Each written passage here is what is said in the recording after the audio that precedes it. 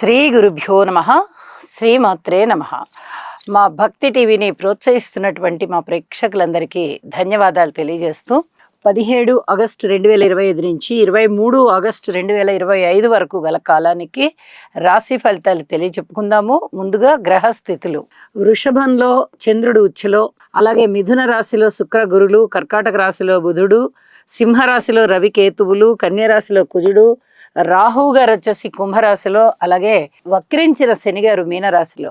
వారాంతానికి వచ్చేటప్పటికి చంద్రుని యొక్క గమనము సింహరాశిలోకి వచ్చింది. శుక్రుని యొక్క గమనము కర్కాటక రాశిలో బుధునితో పాటుగా ఉన్నది. ఈ రెండు గ్రహాలు కూడా మార్పు చెంది ఉన్నాయి. ఇక గ్రహ సమ్మేళనాల విషయానికి వస్తే గురు శుక్రుల యొక్క కలయిక చాలా అద్భుతమైనటువంటి ధన యోగాలను ఇస్తుంది. అలాగే రవి కేతు కలయిక కొంచెం పితృవంశానికి సంబంధించినటువంటి గ్రహస్థితులు అన్నమాట ఇవి.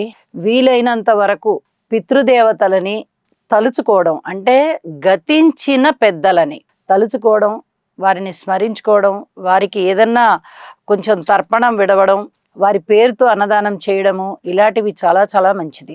ఇక వారాంతానికి వెళ్ళేటప్పటికి బుధ శుక్రుల కలయిక జరుగుతుంది. ఇది బుధ శుక్రులు ఇద్దరు కూడా చాలా సున్నితమైన ప్రవర్తనతో ఉంటారు. వారి యొక్క కలయిక అంత మంచిగా ప్రవర్తన నిదానంగా ఉండేటట్టుగా చేస్తుంది. ఇక చంద్రుని యొక్క కలయిక కూడా రవికేతువులతో పాటు వచ్చి ఉంది. ఇది అమావాస్యను సూచిస్తూ ఉంటుంది. త్రయోదశి, చతుర్దశి, అమావాస్య, పాడ్యమి ఈ 4 తిథుల్లోనూ ఏ 2-3 తిథుల్లో అయినా కూడా చంద్రుడు రవితో కలుస్తూ ఉంటారు. నెలకొక్కసారి ఇది జరుగుతూ ఉంటుంది. అయితే రవిచంద్రుల కలయిక చాలా చాలా మంచిది. పైగా రవి గారు స్వస్థానంలో ఉంటూ ఉండగా చంద్రకేతువుల యొక్క కలయిక జరుగుతుంది.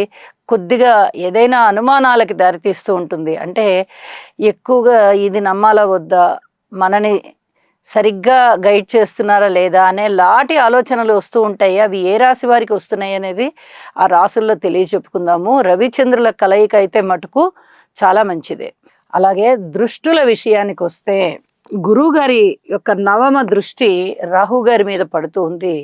ఇది కొంచెం దైవభక్తిని తగ్గించే విధంగా ఉంటుంది. దైవభక్తి తక్కువగా ఉన్న వారికి పెంచే విధంగా ఉంటుంది. కానీ 99% నాస్తిక భావాలు పొడసూపుతూ ఉంటాయి. అలాగే శని గారి యొక్క 3వ దృష్టి చంద్రుడి మీద పడుతూ ఉంది. మానసిక వేదన ఎక్కువగా ఉండడానికి అవకాశం ఉంది. ఎక్కువగా టెన్షన్ పడిపోతూ ఉంటారు. దీనికి సంబంధించి యోగా చేయడం అనేది చాలా మంచిది. ఇక కుజుని దృష్టి శని గారి మీద, శని గారి దృష్టి కుజుని మీద. ఈ దృష్టిలు అస్సలు ఏమాత్రం మంచివి కాదు. ప్రయాణాల రీత్యా జాగ్రత్తగా ఉండాలి, ఆరోగ్య రీత్యా జాగ్రత్తగా ఉండాలి, కోర్టు కేసుల రీత్యా జాగ్రత్తగా ఉండాలి. ఇక అన్ని విధాల జాగ్రత్తే. అది ప్రతి రాశికి ఇంచుమించుగా జాగ్రత్తలు తీసుకోవాల్సినటువంటి పరిస్థితే కనిపిస్తుంది. కాబట్టి ఈ శని కుజ స్తోత్రాలు తప్పనిసరిగా చదవండి. అలాగే రవి కేతు రాహు ఈ స్తోత్ర పారాయణాలు కూడా తప్పనిసరిగా ప్రతి మనిషి పారాయణ చేయడం అనేది చాలా చాలా మంచిది. గ్రహస్థితులు ఈ 4 గ్రహస్థితులు అంతగా బాలేని కారణం చేత. అలాగే యోగా చెయ్యండి, మానసిక స్థిమితం కూడా ఉంటుంది అని చెప్పి తెలియజేస్తూ, ప్రతి రాశికి ఇంకా ఏమైనా పరిహారాలు ఉన్నాయా అనేది ఆ రాశికి చేసే వీడియోలో తెలియచెప్తాను. రాశి వివరాల్లోకి వెళ్దాం. కుంభరాశి వారికి 17 ఆగస్టు నుంచి 23 ఆగస్టు వరకు గల కాలానికి రాశి ఫలితాలు ఏ విధంగా ఉన్నాయి అంటే 3 గ్రహాలు మాత్రమే అనుకూలంగా ఉన్నాయి. 5వ స్థానంలో గురు శుక్రులు బాగున్నారు, 6వ స్థానంలో బుధుడు బాగున్నారు. ఇక మిగతా గ్రహాల అననుకూలతే కనిపిస్తోంది. 6 గ్రహాల యొక్క అననుకూలత ఉంది. అయితే వీరికి ఏలినాటి శని జరుగుతూ ఉన్నది. గురుబలం చాలా బాగా బ్రహ్మాండంగా ఉపయుక్తమవుతోంది. గురువు గారి యొక్క స్థితి 5వ స్థానంలో శుక్రాచార్యుల వారితో కలిసి 9వ దృష్టి చేత రాశిని చూస్తున్నారు. ఇది చాలా అదృష్టవంతమైన విషయం అన్నమాట. 3వ పాదంలోకి వచ్చింది శని గారి యొక్క స్థితి సంచారము. ఏలినాటి శని 3వ పాదంలో ఉంది. కాబట్టి ఈ శని గారి యొక్క దుష్ట ఫలితాలు ఏవైతే ఉన్నాయో వాటిని అవలీలగా అధిగమింపజేస్తారు గురువుగారు. పూర్వజన్మ పుణ్యం బాగుంది, సంతానం బాగున్నారు, మీ మనోబలం బాగుంటుంది. అలాగే మీ యొక్క సంతానం బాగా వృద్ధిలోకి వచ్చి మీకు చాలా చాలా సంతృప్తిని ఇస్తున్నారు. మీరు ఏదన్నా ఆధ్యాత్మికమైనటువంటి రంగంలో ఇంకా కొంచెం మనం ముందరికి వెళ్ళాలి అనుకున్నట్టయితే ఉపాసనని చేపట్టవచ్చు.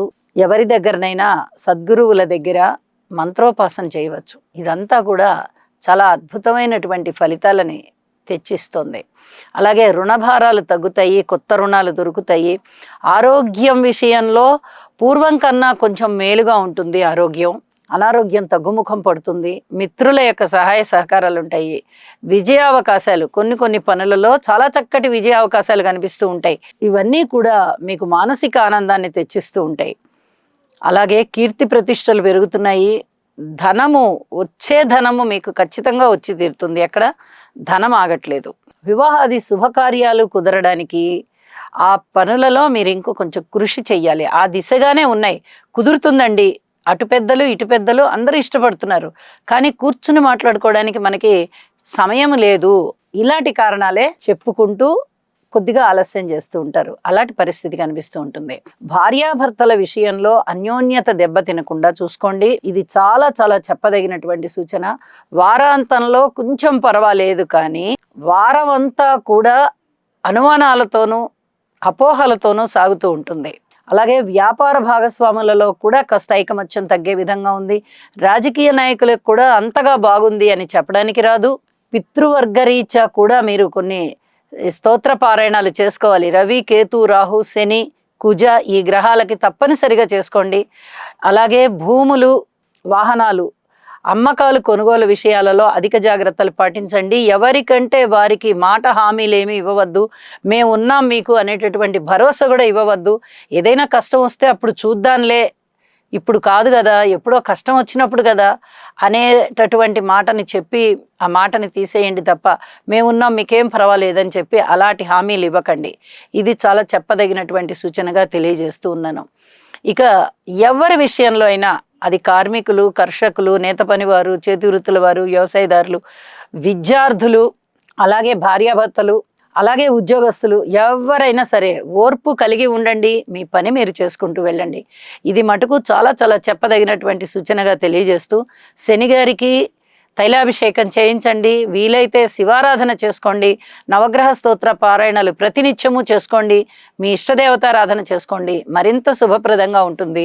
అలాగే మారినటువంటి శుక్రాచార్యుల వారి యొక్క స్థితి అంత శుభ ఫలితాలని ఇవ్వబోవడం లేదు. కాబట్టి నవగ్రహ స్తోత్ర పారాయణాలు చేసుకుంటే మీకు మరింత మనశ్శాంతి కలుగుతుంది అని చెప్పి తెలియజేస్తూ ఉన్నాను. శుభం.